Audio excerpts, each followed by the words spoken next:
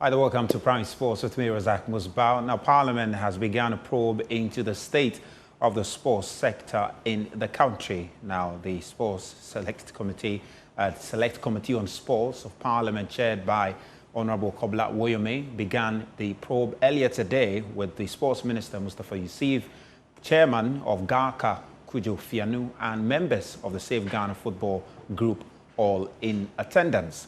Now, Sports Minister, speaking at the forum, explained that the Confederation of African Football is yet to provide a response to their request for an inspection of the Accra Sports Stadium and the Cape Coast Stadium, which he insists are up to FIFA standard and capable of hosting the Black Stars game against Sudan.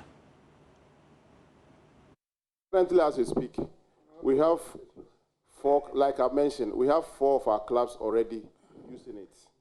4 clubs are using it. Why? Because we are rehabilitating the Accra Sports Stadium and also Cape Coast Sports Stadium.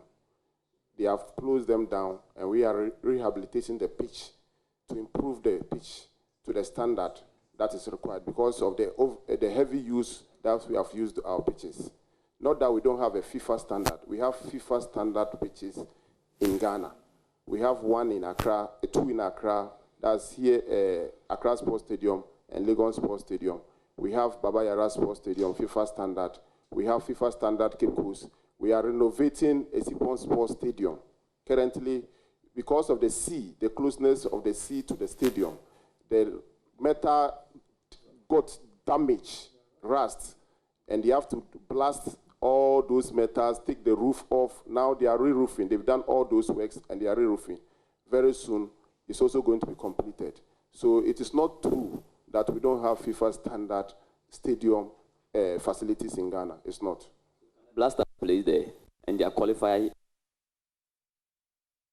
back. CAF, it is up to the CAF inspectors to come and decide. We have written to them, and they are yet to respond. Just a follow-up to what you have just said, because I just saw something on the social media. How true that is, that they have selected Côte d'Ivoire for the team to go and play. How true is that? I don't have any information yet. Like I said, we have written, once Kumasi was used for that social event, that did damage the pitch, and we had issue with Kumasi. We wrote to CAF that they should consider Accra Sports Stadium and Cape Coast, and we are waiting to get a response. Now, away from that, former coach of Azaka's ladies, Yusuf Basegi, is the man who has left the club after some 21 years with the club. That's according to our sources of the club. The 52-year-old is expected to sign for Tanzanian side Simba Queens following the decision to step down from his position at the Takoradi Bay's outfit. Now, Basegi will sign a 1-year deal with Simba Queens as he targets a new adventure after several years in Ghana. Now, Basegi had been with Hazaka since 2003 when he officially commenced his coaching badges before going on to become the head coach of the men's team. Now, while in charge of the club, the Basegi led Asma ladies to 5 league titles, while they were also winners of the FA Cup competition in 2021. Now, during the 2020-21 season, Basegi championed the club to win the maiden edition of the Wafubi Women's Champions League, going on to finish 2nd in the CAF tournament during the first edition.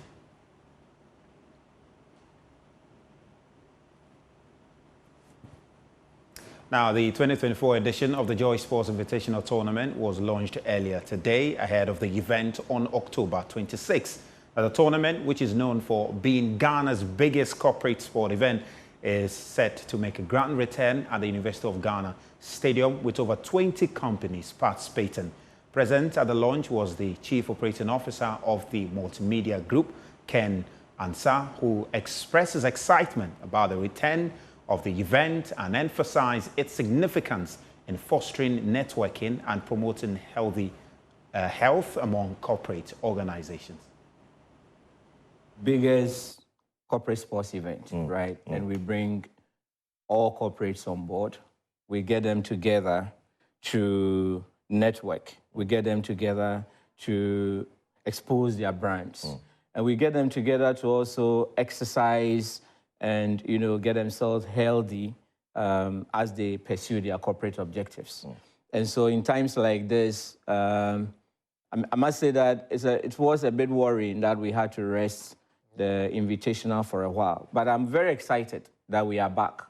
And coming back in 2024 after a bit of COVID, after all those things, it's a good time. And so a very good time that we are going to get ourselves rejigged, all the activities coming on board, and so many CEOs coming in to show what they have, what they've been doing behind the scenes all these while. And let's go compete. Okay. Yeah. Chief Ken, I know you want to also throw an invitation out to your colleague CEOs as well. Which of them do you want to throw the focus on at this time?